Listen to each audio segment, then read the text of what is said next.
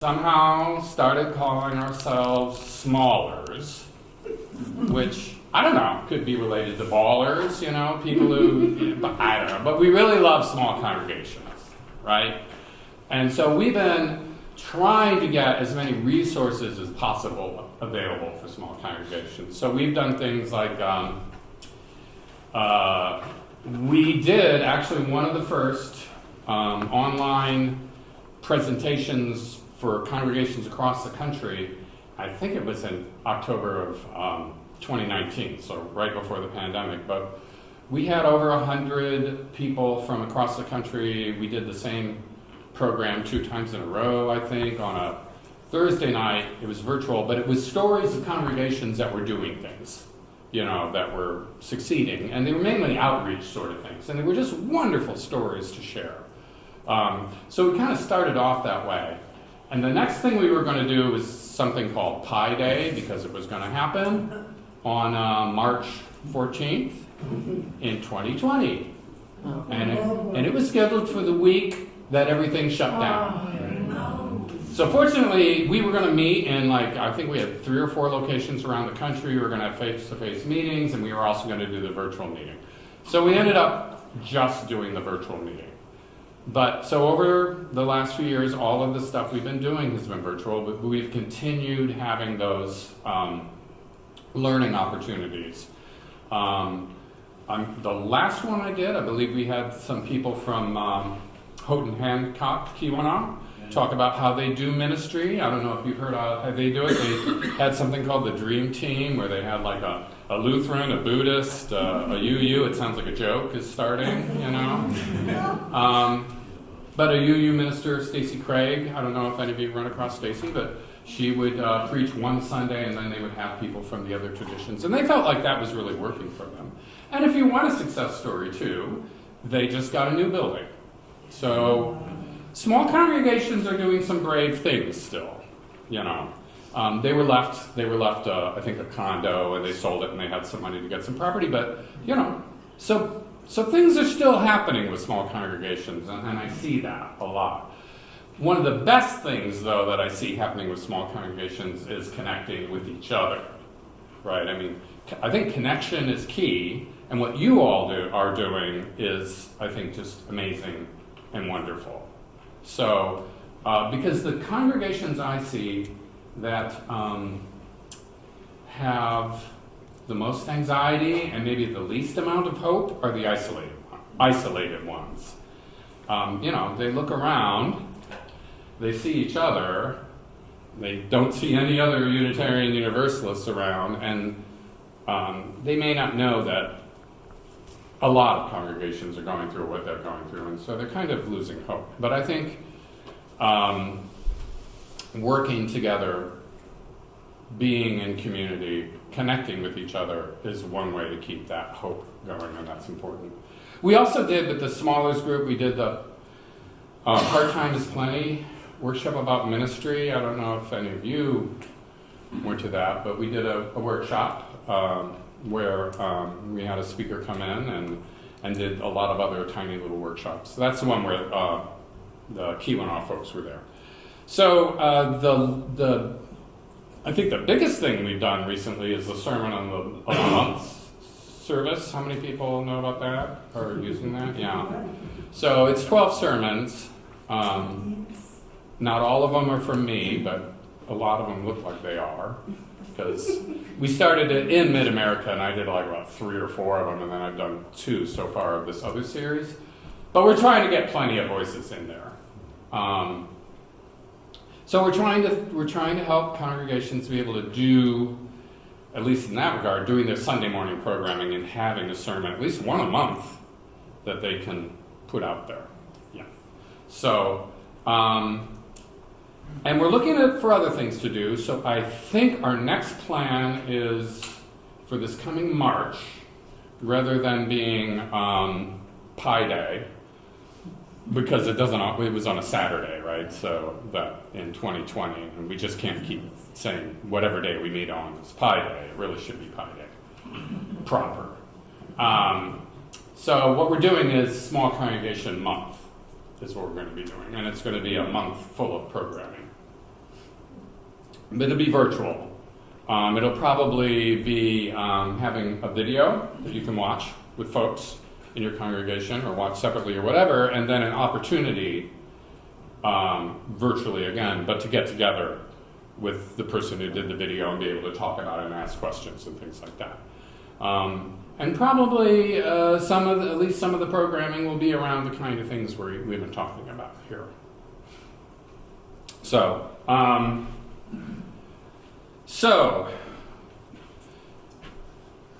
the idea that you are not alone, it transcends denominations. So the Quakers, the thing I just read to you, they would have one of their meetings and they did 2 workshops on what do we do with our small meetings that our people are getting burned out and everything like that. I just saw this morning, but what really attracted me to that was their kind of doubling down on their Quaker identity. And I think we should do the same thing. We should very much be Unitarian Universalists in what we do.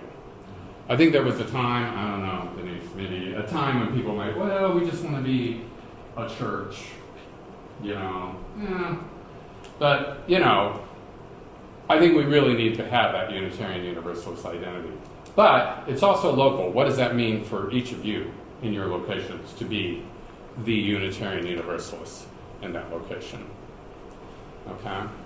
So I've done some workshops in the past about these sort of things.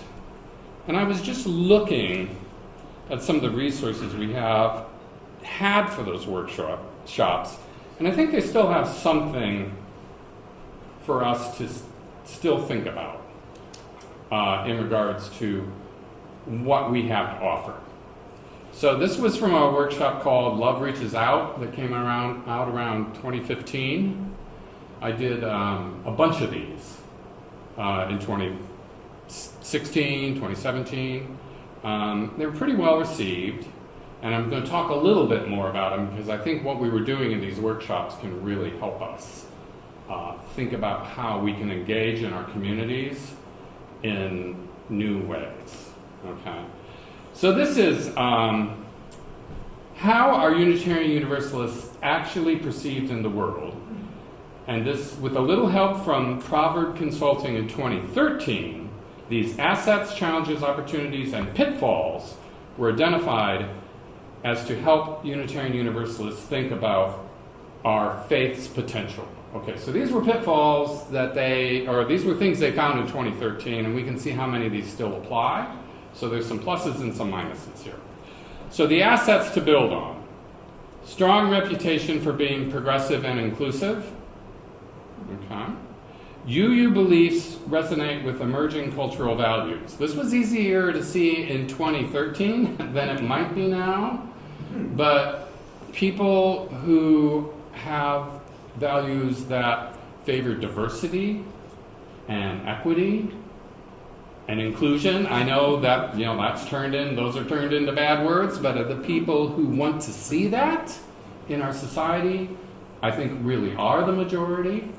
And we're kind of being held in the tyranny of a minority right now, right? So, but these emerging cultural values are still there. And then, your organizations are willing to make change and take risks. All right, yeah. I think that's a challenge for us still, and I think that is what we need to do. And I heard a little bit of this when we were talking earlier. This is time to try new things, and I think it's time to take risks. Okay, so here are challenges to consider. Traditionalist trappings, and that's church, right? I like to say, I broke my ankle in 2018, okay? And do you know how many people I saw walking around with boots? I'd never seen them before. It seemed like everybody broke their ankle at the same time I did, right? Because I was looking for it. And suddenly I see, there's somebody walking along in a boot, right? Well, if you're not looking for a church, you don't see it. You're driving down the street, it might say Unitarian Universalist Church. You don't see it. You're not looking for a church. right? So the traditionalist trappings, having the building labeled a church, Sunday morning worship in a traditional Protestant way, there's nothing wrong with that, but that may not be what's appealing to people. And I saw something like 60% of folks in the United States really actively don't like that. They do not like the traditionalist trappings of church. So if we're leading with that, we're excluding the possibility of 60% of the people, even paying attention to us. The next one, silly or wacky reputation. And that's the Garrison Keillor jokes we used to get all the time. What was it? Hunting season, and all the Unitarians come out in their earth tones and go bird watching out in the woods. It's like, we're too up in our heads to realize we're liable to get shot if we're wandering around not wearing our yellow, orange jackets or whatever, right? Aging, declining membership lacks diversity. There's a fact. Shrinking traditional funding base. That too. I do the Chalice Sliders program for Mid-America, which is lovely, but it appeals to people who like to write checks. Just to be honest, right? People who still like to write a check and put it in an envelope and send. And I'm like that too. Well, I used to be. Somebody told me about Venmo, and I started using stuff like that. But, we're getting less money from Chalice Sliders because it's just not a funding source. We're going for a traditional base there that's just not there. Lack of clarity to outsiders about beliefs. And that's where I think the UU identity has to include clarity about our beliefs, right? Lack of consistency in being involved with congregation communities. I mean, how much are we involved in our communities as congregations and with other congregations? And unclear ask and promise of what it means to be UU. So Alice mentioned, I thought it was 27 years, but if you say it's 28, it's 28. But not only does a Unitarian Universalist invite somebody once every 28 years, there's probably also a real lack of clarity once you get there about what it means to be a Unitarian Universalist. But here are the opportunities. Rise of spiritual but not religious meshes with Unitarian Universalist identity and beliefs. That's true. But does that necessarily mean they're going to come to our congregations, especially if they're not interested in the trappings of traditional church, right? Public desire for meaningful lives is high, even as more people are distrustful or uninterested in traditional religion. And I think that's important too, that we can offer meaning in lives. And I think that's an old Unitarian thing. We are, Unitarian Universalist thing, we are a place that helps us make meaning of our lives. Untapped millennial audience is largest, most progressive and engaged, spiritual risk-taking generation ever.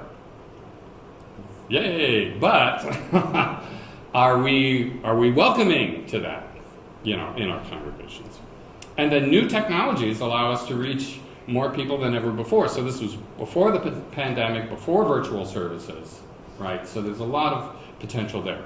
And then potential pitfalls that could actively work against us in trying to reach new people. Openness to belief instead becomes believe whatever you want. So, right? And I'm going to mention something about that later. But openness to belief instead becomes believe whatever you want. That's not going to bring somebody in like, you should come, you can believe whatever you want at our church. Trying to please all members all the time. And I've seen that hold congregations back too. There's some ideas, we're going to do something, somebody's hesitant about it, and then it kind of gets stuck, and then it doesn't move forward. So energy dissipates. So I think, as we get these ideas, and there gets to be enough people in the congregation who want to do something new, try something new, we should at least try it and give it a little time. And there might be some people uncomfortable with it, but We've got to do something. The nuanced, distinct UU point of view is lost in the 24/7 media culture. And this was 2013. It's only become more 24/7, right? So it is a nuanced thing. We ask people, to examine their lives. We ask people to try what is meaningful in your life. That takes a lot. Academic and cerebral tone. We get that a lot in our congregations. And hesitant to push to action, more comfortable just talking. So, the old joke. You get to heaven and there's a sign that on the way to heaven says, heaven in this direction and discussion about heaven in that direction. Right? The Unitarian Universalist go to the discussion about heaven. Subcommittee time. So that's something, I think most of those are true in some way or another. And so how does a small congregation kind of work with that information?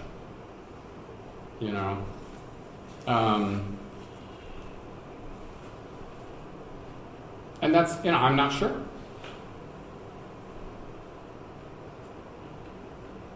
I'd be happy to hear any ideas anybody has right now about how we work with that information. Mm-hmm. I should have popped up before you even started anything, Phil, because I want us all to thank you for creating this triangle group. Yes. It was years ago that John and Terry and I met with you to talk about the concept. And we said, well, we'll have to ask our boards about it. And we made it through that, and it's been a success. So thank you very much for creating us. Yes. Oh, well, you're welcome. I'm really proud of you all, and I'm glad you are still meeting collectively. And like I said, the congregations that are doing that, I think, have a little more hope than the ones that don't. The isolated ones. And I'll tell you what some congregations are doing then in a moment. Well, actually, I will now. I asked another question. I didn't see anybody jumping up so well. Here's what I'm seeing that congregations are doing with these kind of things in mind and what they might be doing differently. I know of one congregation, they had a minister that didn't work out particularly well. The minister left and they became lay-led, and their numbers had gone down. They're still small. They're not maybe as small as some of your congregations. But what they did is they got the most interested people in seeing something happen and created a revitalization team that took its time. I'm talking about years, but took its time to find out what are congregations doing and what are some of the things we can be doing, and not just saying, and you'll get a report in 5 years, but actually start doing some of that stuff from a very positive perspective too. They're going to revitalize it, and they have this kind of long-term goal that we'll decide after 3, 4, 5 years about whether or not we want to get a minister again, and if so, whether it's a full-time minister or part-time minister, what kind of ministry will that be?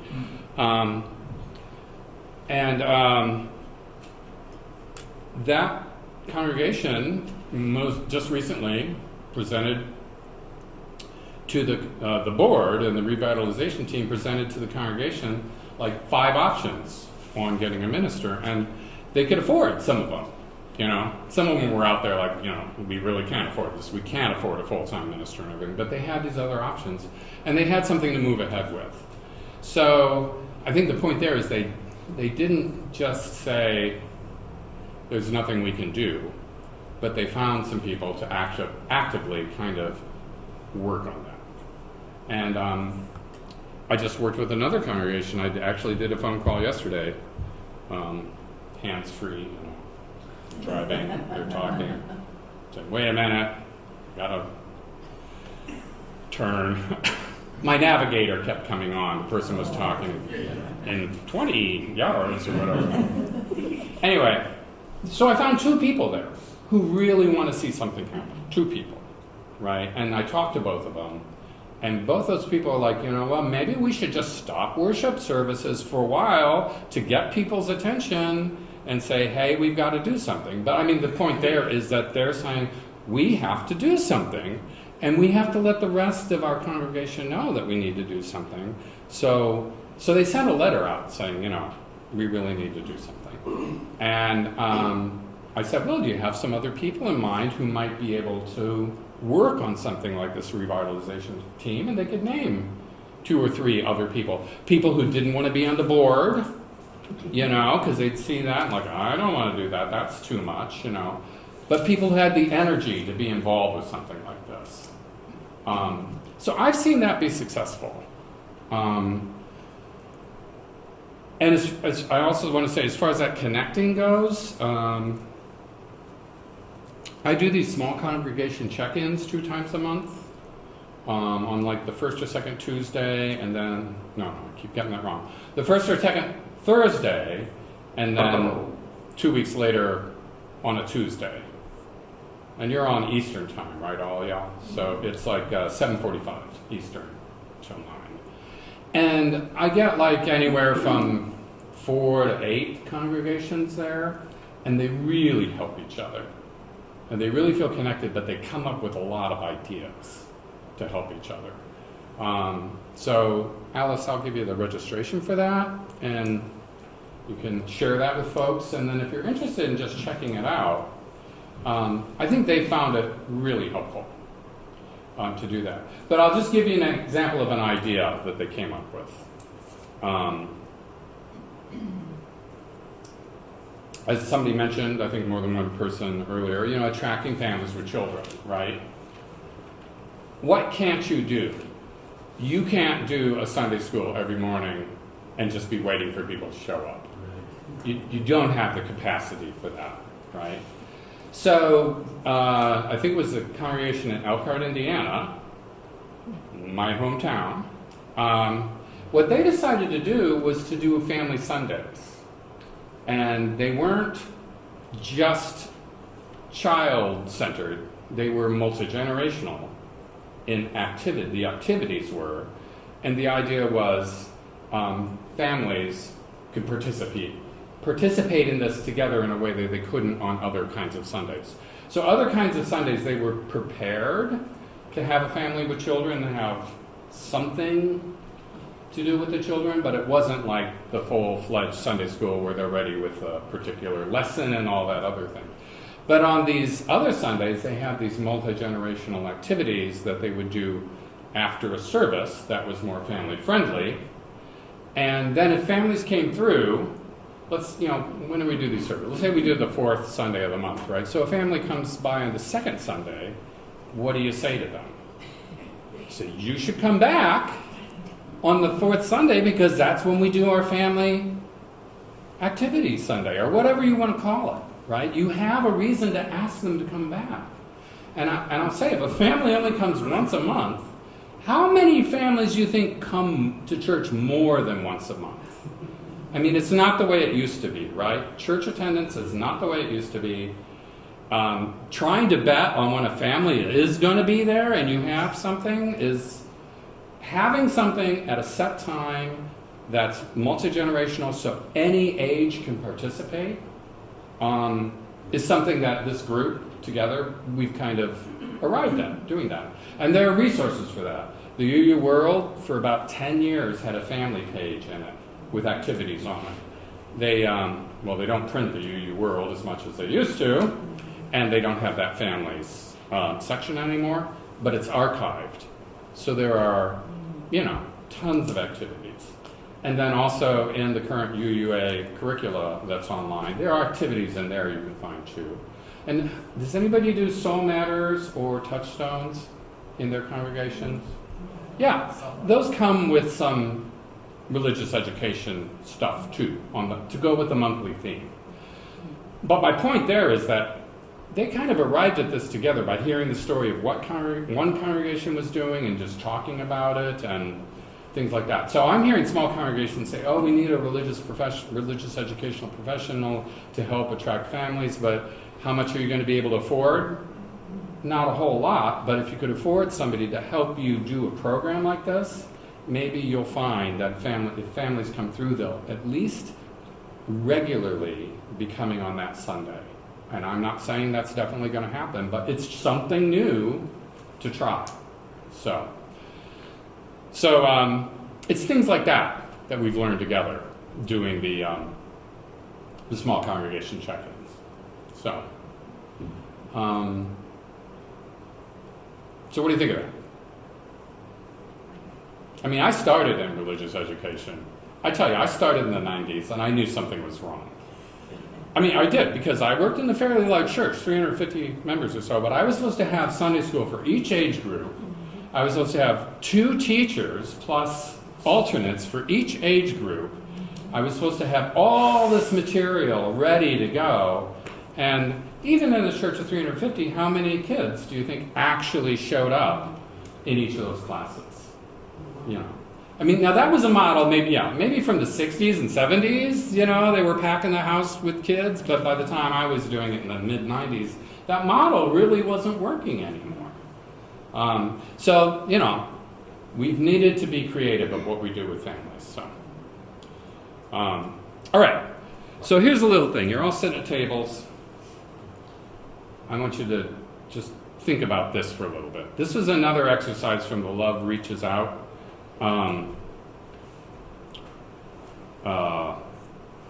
workshop that I did. And it was adapted from an exercise developed by Reverend Renee Rahutsky, who I know. Renee's great. And this is what she proposes. Let's imagine there's never been a UU group in Escanaba or Marquette or Petoskey. Never been a UU group. And you're part of a leadership team. How many are there on your leadership team? 5 people maybe. 5 people saying, we need a UU group here. And I've got a phone call coming up from somebody, I'm sorry, I'm not going to tell you where this is or whatever. This person is a half hour away from a church. But they want us to start a new congregation where they are. Like, okay. Right. We'll find people for you and we'll give you some money and stuff. No, we're not going to do that. Right? If that person wants a UU group there, that person needs to start one, right? So imagine that's what you're doing now, right? And, we'll help you out. But imagine you are on a leadership team planting a new UU congregation or other type of faith community, but let's definitely say UU, in your region. So the questions are, what is a need in your city, town, or neighborhood that your new UU faith community could address? So you notice what you're doing right there? I mean, if it's really just 5 of you, you can go to have coffee and discuss a book and be Unitarian Universalist. There's nothing wrong with that, but you're not going to bring new people in, right? What's going to bring people in is what's the need in this community, right? So, what is the need in your city, town, or neighborhood that your new UU faith community could address? And then, how would you articulate your core purpose to the broader community? I think we were hearing about letting people know who we are, advertising, whatever, but we've got to keep. What's that? I said it makes me tired thinking about it. Yeah. Okay. Well, let's go. 1, 2, 3. Dan Smart. One of the biggest needs in our area in the UP is affordable housing for lower income families, rentals especially, in an area where we could take would just be to advocate for that instead of in our cities, in our area, to get the word about helping to make that happen. Yeah, okay. So you could take an issue that's very real for your community and become the advocates for it. Or not become, partner with other groups, but very, very visibly saying, we're the Unitarian Universalists, and we are here to advocate for affordable housing. And when you were talking about that, I remembered that when I worked for Thrive Financial, they have what are called action teams, and you get a T-shirt. You get as many T-shirts as you think you're going to need for the people who are going to participate in the action team. Yeah. And then so everybody who shows up to work on this thing gets a T-shirt. We should do stuff like that. Yeah. And everybody should get a T-shirt that shows that you're there because you're a Unitarian doing Right. this thing. And Alice is wearing the archetypal UU T-shirt. And I've got my yellow hat. I didn't bring it. I wear the black one with the rainbow heart. But you have to be a UU to know it. I think we need T-shirts that actually say Unitarian Universalist. Right. Same thing with UU, the vote. You got the U and the U. But a lot of people don't know Unitarian Universalist. There is no rhyme or reason in this. So I am all for a local group printing a T-shirt up with the website on the back, with the URL, the website on the back, or in the front, or wherever. I think the Or a back. QR code. Yeah, QR code. people aren't gonna remember. Yeah, what right, it yeah, says. yeah, But if you have a QR code on the back, it's Yeah. easy to just. yeah. So, right, yeah. So so these would be things. I mean, I could do this by myself. I could get a T-shirt printed, would get a website. Say I'm part of the UU community that's advocating for housing in our area, and they come to my website, and it talks about that. And it would also mention that on Wednesday night we meet for a shared supper, and we, because you have a small group, and we sing a song, and we, whatever. But you start small like that. But yeah, be visible with things that have your name. People want to be curious. That you put a QR code on your back, and everybody's going to be going, oh, boy, that's great. Yeah. And then they get your website Yeah. that you put together with the UUA. Yeah, in the Twin Cities, I just got to check this here. I'm going to see if I get it right. In the Twin Cities, you would drive around, and cars would have a little sticker on the back of their car. Yeah, and it would have EBC on it. And if you see that enough times, you go, what the heck's EBC? And you look it up, and it's Eagle Baptist Church, Eagle Brook Church. I looked it up, right, because I saw it enough, right? So in a rural, small community with a bumper sticker that, 5 people have the same bumper sticker, it's like, oh my gosh, what's going on? There's people all over the place with this bumper sticker, right? Because, you're driving around, you see the same cars over and over, but you might check it out. Christine, and then we were going to go this way, though, but go ahead. In that sense, instead of UUA, how about if it was just an oval shape that said UU, black and white? Yep. And if we owned it as a .org or whatever, and people looked up UU, they'd find UUA. Yep. Okay. So, things like that. That's bigger than our little church. In the UP, when I first moved up, you see these little circles, they say 906 on them.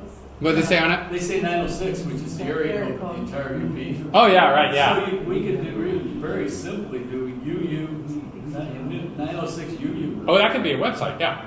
Right, there you go, perfect, yeah, something like that. So, yeah, we were going to go this way. We'll do John in the back of our. What's well known is that there's an incredible amount of disconnection and loneliness. Right, no. And what I mean by that is disconnection from each other, disconnection from community, disconnection from hope and purpose. Yeah, And when you have some activities, I'm thinking about this, what are activities we could do, reaching out to, that allows people to be connected. Remember, not everyone wants, oh, here's my name, tell me all about myself. I mean, that can be part of it, but some activity Yeah. where you kind of like, even Yeah. introverts can be working together on something, whether it's a nature thing or something else where people, and then you can still kind of open up and talk and share without necessarily, tell us everything about yourself, sort of. Yeah. But there's a lot of loneliness. right. You were totally right. The Surgeon General a couple of years ago said it's an epidemic of loneliness and isolation. And what people need more than anything is connection. We're going to go over here. Kathy? Oh, these are way dumb now that all these geniuses have talked. But I think, the political signs with the wires, Yeah, get something like that. and my idea a long time, 2 years ago, was posters that have clips of us doing stuff. Sure. Painting the fence, all the stuff we have, and then the QR code is That on the genius. poster too. But people will put them up. They Yep. will do it, because Yeah. I was talking to a print shop in Arizona, and she said, sure, Yep. sure, we'll do it. Yeah. I Those are mentioned, done by old, and you put those things all over the place. I'll just say the Viroqua group, the Viroqua group I talked about. Yes. Yeah. Somebody came there and they asked how you found out about him, and he said, well, we saw the poster in the laundromat. Right? Yes. So they just put it all over Yes. town. Yes. Right? And somebody came. Well, I just want to build on the loneliness thing. Yeah. We are a resort community, and we have tons of people who come in the summertime looking Oh, for right. community. Yes. And if we could provide that community for those people 6 months of the year, Yep. they have money. Yeah. Let's give them something. Totally. Door Yeah. County's that way. Okoboji, Iowa's that way. They are summertime resort areas. And you just got to flip it and say, we are busy in the summer connecting people. That's what we do. We did. And so, do we have something over here? Oh, good. No. Okay. No.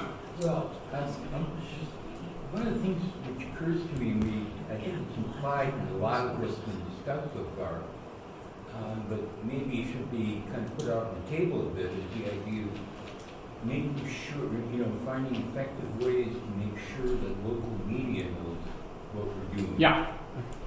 Yeah. And that's easier said than done sometimes. I have a story for you about that too. But, Well, just a story. I had a friend who moved to a new community, and she and her husband were looking for a church. And they drove by one church, and it seemed to be real busy. And so they were looking for the sign that said when the church met, and they couldn't find it. So then they literally drove on to another church and posted oh, sure. Sunday service at this time. Yeah. That's the church they went Sure. to.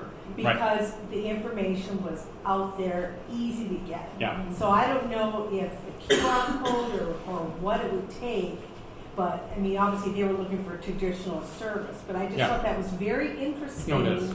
That the place that did advertise, they Right. got their business, so Yeah. to speak. Yeah. We had an interesting experience on our way here. Yard signs are really big in Petoskey County and over on that side of the state. So we're going along the road seeing tons of yard signs everywhere for the political candidates. And all of a sudden, there's one with nothing else around it that says, "God's got it." And I said, "Oh, vote for God." Vote for God. So I'm thinking, if What- we had some kind of Yeah. yard sign. A catchy phrase makes people wonder, what's that about? Website, QR code, whatever, send them someplace. Yeah. Yeah. While I'm thinking about the connection thing, just to let you know, and this is a larger community, it was Appleton, but I went to a training in Oshkosh for something called emotional CPR. Has anybody heard of that? Yeah. And really, all it is about is learning to listen to somebody in an emotional crisis.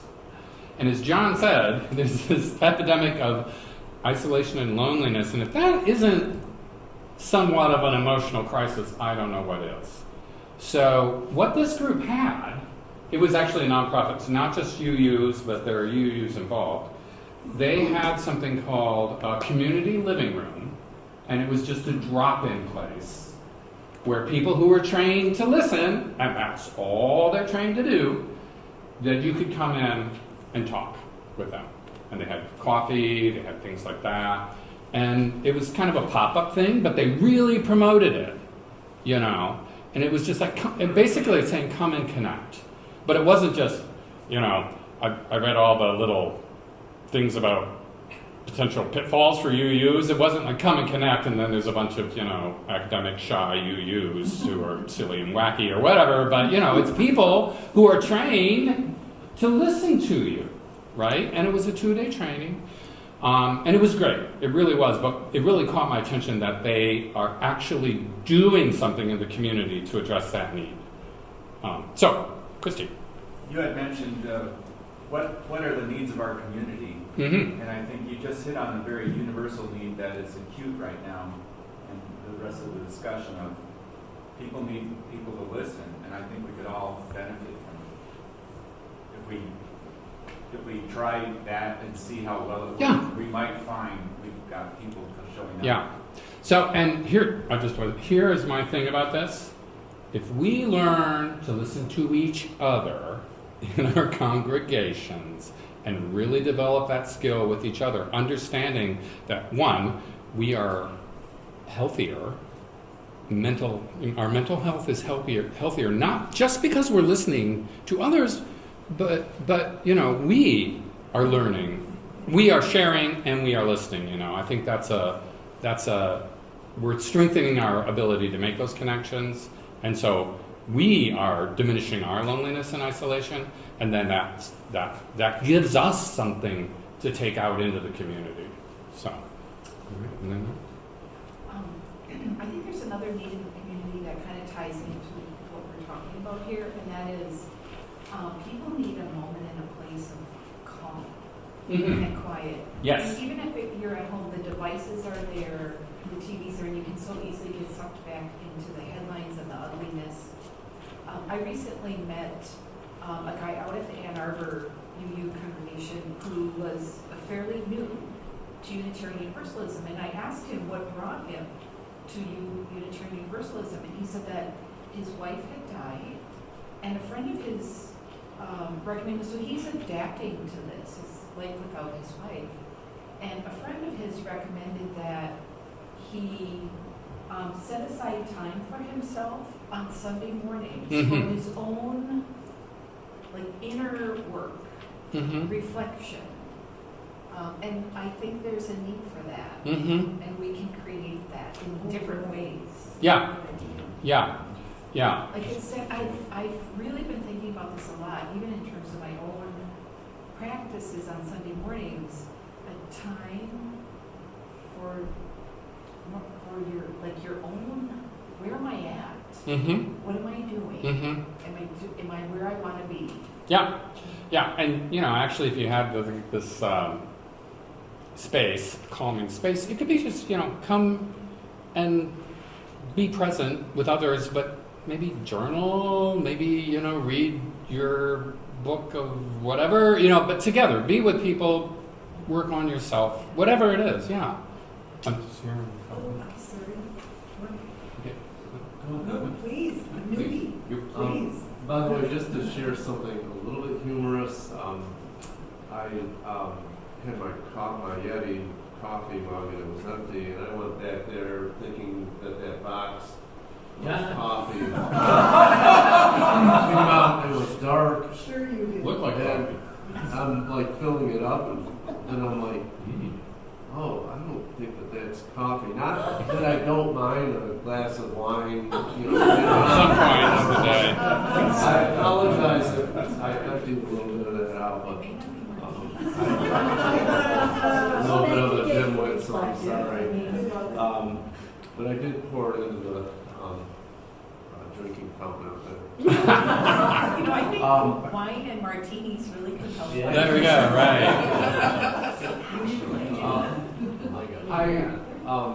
I think it's also important. Usually, small towns have an interfaith council. Oh, yeah. It's so important to have a presence on that because they often are aware of community events that and needs, and I just think having a presence on that is really important, especially in a small town. Yeah. If, That's good. And you don't need to have a minister to be part of an interfaith council. You send a representative from your congregation, your fellowship. Oh, I know, I remember. Pat Free leads a meditation group, I think. Pat? Yes, can I you do. speak to the idea about growing that at all? I'm putting you on the spot. Which I love. As I said before,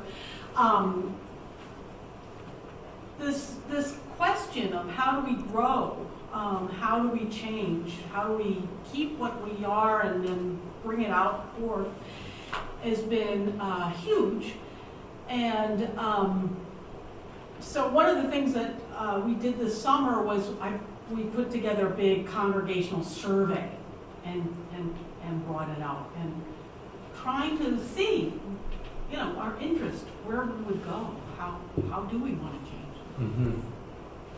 Anyway, not a lot of people were big interested in that, Kathy, so. But isn't it funny how you don't know if you're going to like something until you try it? Mm-hmm.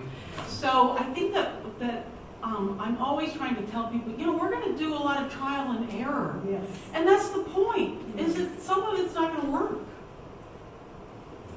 It's not because we've done something wrong or bad, it's because that's the way it is, and we just need to keep going. As So an how do we- older person, I was president for 2 years and so happy to pass it to her. Well, I think She that, got it. you know, it's always, how do we support ourselves Yes. as we try to expand out? Mhm. Because if we don't have strong underneath, it's just not going to happen. Yeah. And yet we need new people to get us stronger underneath. So it's an interesting dilemma in a lot of ways. Oh, Denise. Good. I'm sitting here mulling over,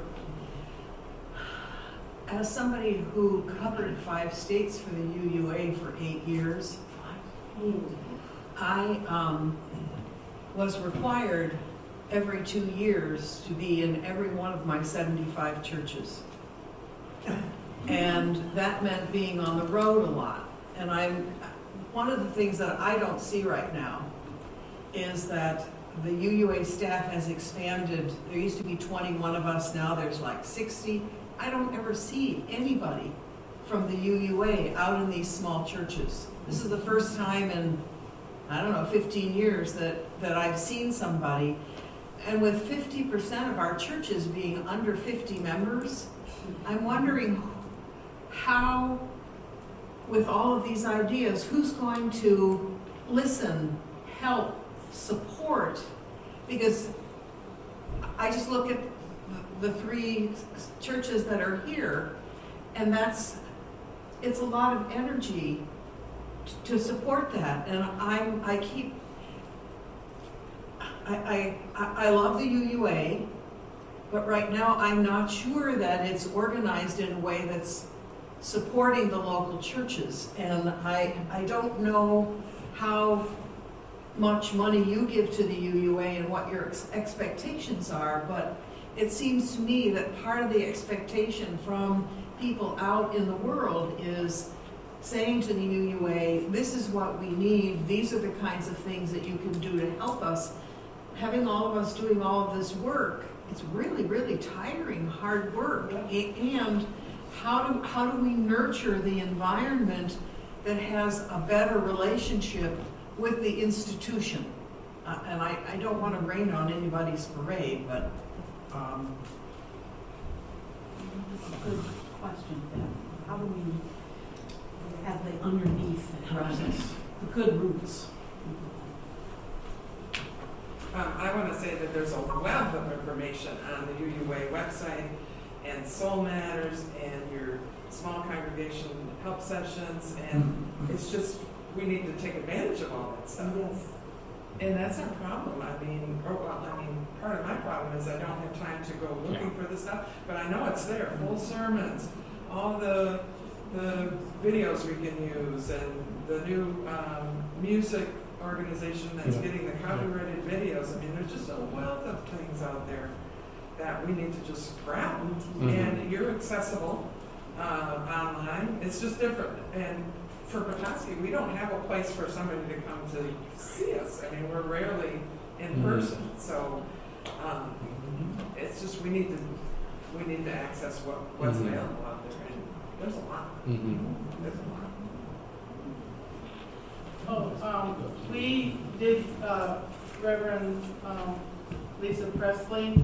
We went through kind of a hard time in our congregation where some people with, positions all quit, and they were kind of one family, and they just all quit, and we had to scramble, and we were really left heartbroken, and there was hurt feelings, and so we called, and Reverend Presley did like a couple counseling sessions with the board, and we did it. We tried to do it with Zoom, but it started, and we didn't know how to do Zoom yet, and so we did it over the phone. And so we had a couple of sessions, and that helped greatly. I mean, because we were really reaching out to say, where did we go wrong? What can we do? And we got the confirmation and the help we needed, and that we could, then it gave us the strength to move on and pick up the pieces and go from what we had. And so that was the case, and I'm not sure how our initial contact was. I'm not sure if anyone was on the board with me at the time is here. I don't think so. Wait, no. Gus? No? You weren't? Okay. Anyways, but somehow we made initial contact. Oh, I think I asked somebody through you the vote, and then they steered me there or something. But anyways, it was a valuable part of our recovering from this thing that happened. So there are resources, whether they're in person or online.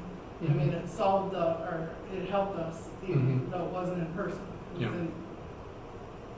was Christian? I had two things. So, in Marquette, we're finding ourselves with a challenge because we just sold our building, so we don't have a location. We're renting space once or twice a month or whatever. But I do feel it's a challenge, but it's also a challenge that, okay, we don't need a location. We're also free from a location, so we can have multiple locations. We can do a coffee clutch at a coffee shop, and if one of us shows up with a UUT shirt on, everybody will kind of get the idea of what is about the process. The other thing I was going to say is I keep looking at various what are the universal needs of each of our congregations. We ask, again, looking at our local community, what is the need? And I do feel the intergenerational stuff is key. And I know Reverend Denise tries to include an intergenerational moment, and that's been part of our service at Marquette for the longest time. But that's also been one of the first things that we've let go. It's like, there aren't any kids here. There's no reason to do this. But I would say most of us have grandkids. Most of us have kids somewhere. And part of what I have a 2.5 and a 3-year-old, 2 grandsons that are cousins. And part of what I'm looking at for myself is it'd be fun to provide something for them on YouTube, the way they watch Rachel, if you know Miss Rachel, that they could tune in and see me. And maybe I just read them a book, or maybe I just tell them a story, or maybe I grab a pencil and crayons and I say, I'm going to draw a cat, and just do that. And so I right now we don't have a YouTube channel, and I want to create one for our UU organization. But I do feel that's a way for us as intergenerational, and we're all part of some generation, to reach out to the younger generations. And it doesn't necessarily have to be my grandkids that see this stuff, or it's accessible to them. And it also becomes a piece that could become a part of any service and could be available over time. So even if someone who may not have grandkids now, but anticipates that they will, it becomes a time capsule. And again, amplifying our abilities to communicate with others over time and space. Right? And that's done online? That's what I'm thinking online. I'm seeing all this, and I'm thinking this is one, we shouldn't give up those intergenerational moments. That's my fundamental comment here. But I also feel we just because you don't see kids at the service on Sunday, don't think that you can't provide something that is useful. I find that adults like the children's portion sometimes more than they like the adult portion. Very true. Right.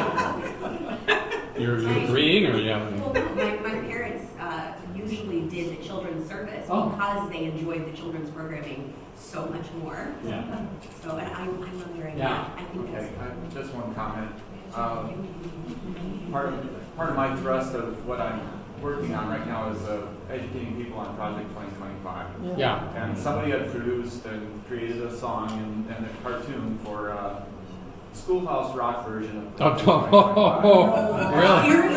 Yes. So I'm like, this is me. I get it. As an adult, I want to watch it, and I think it also, kind of puts things on emphasis and simplifies a 920-page document. Yeah.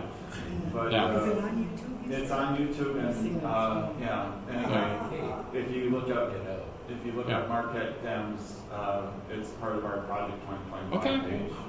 Thank you.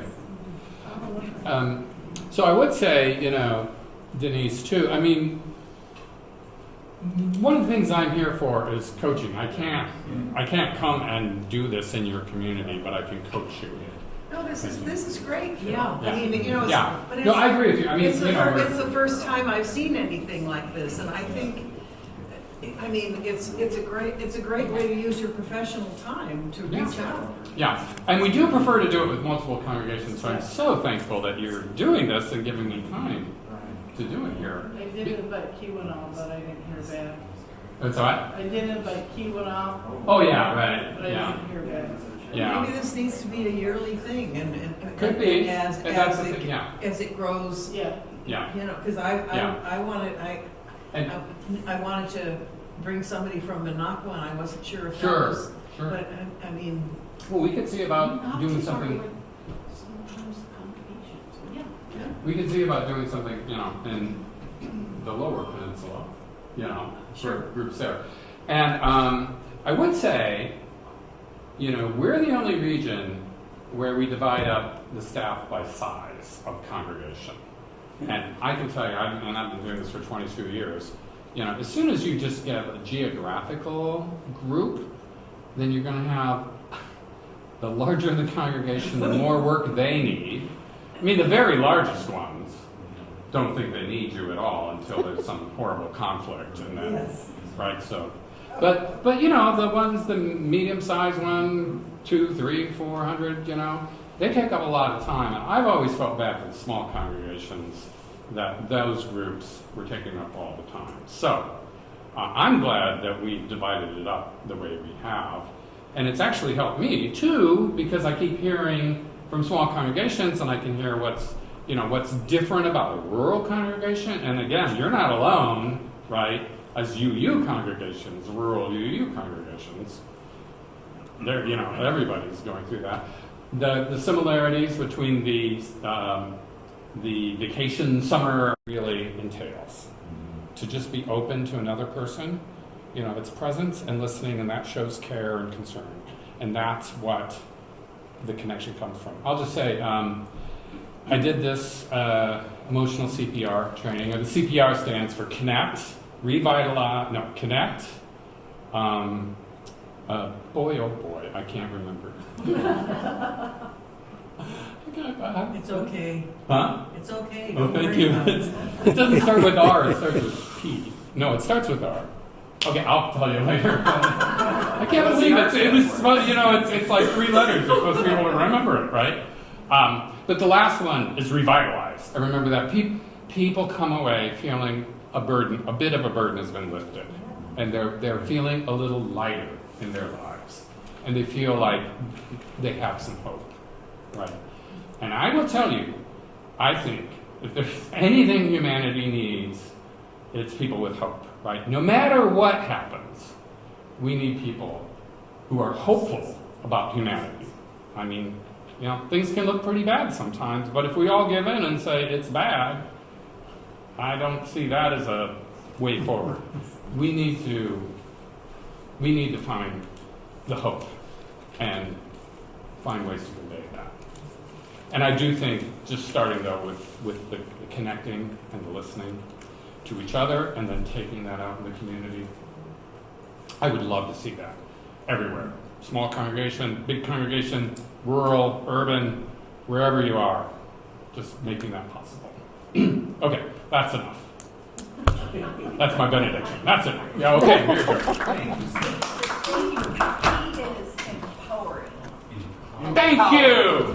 Oh, I know, empowerment, I couldn't yell. Yeah, so connect, empower, you're empowering the person to tell their story by being present for them, and then they feel revitalized because they've had this experience. If I could just make one comment, I think one way to perceive social media is not as a replacement of being in person, but as a way to encourage and make more efficient the ability to come together. Right.